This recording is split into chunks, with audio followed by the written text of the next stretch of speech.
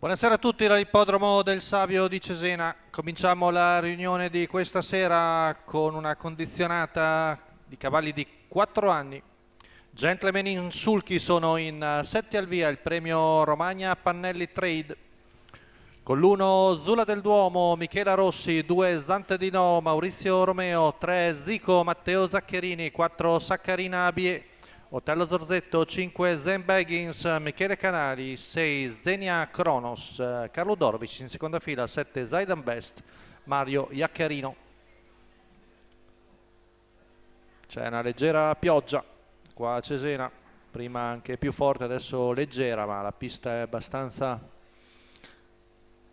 pesante, ma non troppo.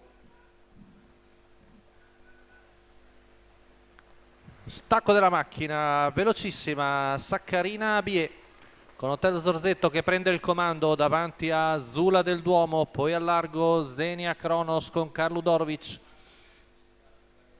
Poi vediamo all'esterno anche Zen Baggins lungo la corta Zante di No. Arriviamo al paletto dei 200 metri passati in 15 con in vantaggio sempre il numero 4 di Saccarina Bie, la cavalla tedesca di Otello Zorzetto in training da Paolo Romanelli, con seconda alla corda Zula del Duomo a precedere Zante di No, mentre all'esterno è Zenia Kronos fin dal via. 30 secco i primi 400 metri con in vantaggio sempre Saccarina Bie.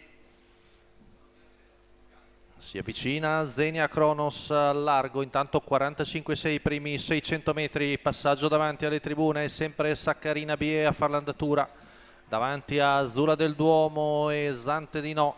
E in coda Zico che ora prende la schiena di Zen Baggins, il giro in 1 minuto e 3 decimi, sempre in vantaggio la tedesca con di fianco Zenia Kronos a cui è venuta corsa molto dispendiosa. Intanto Zico si lancia in terza ruota dalle retrovie, il chilometro va via in 1:15 e mezzo, insiste Zico con Matteo Zaccherini, sembra avere buon spunto, trova l'anticipo anche di Zen Baggins che però non è efficace sul parziale. Zico arriva ma si getta di galoppo ai 400 finali. Numero 3 Zico Otello Zorzetto squalificato. per scappare con la femmina, ci prova Zula del Duomo a mantenere contatto ma ha preso una decina di metri di vantaggio. Ripetiamo, Saccarina numero Bie, 3 Zico ultima curva passata in squalificato. 15-2, Saccarina Bie padrona della situazione, si distacca ancora e viene a dominare in corsa di testa Saccarina Bie, Otello Zorzetto, mentre per il secondo posto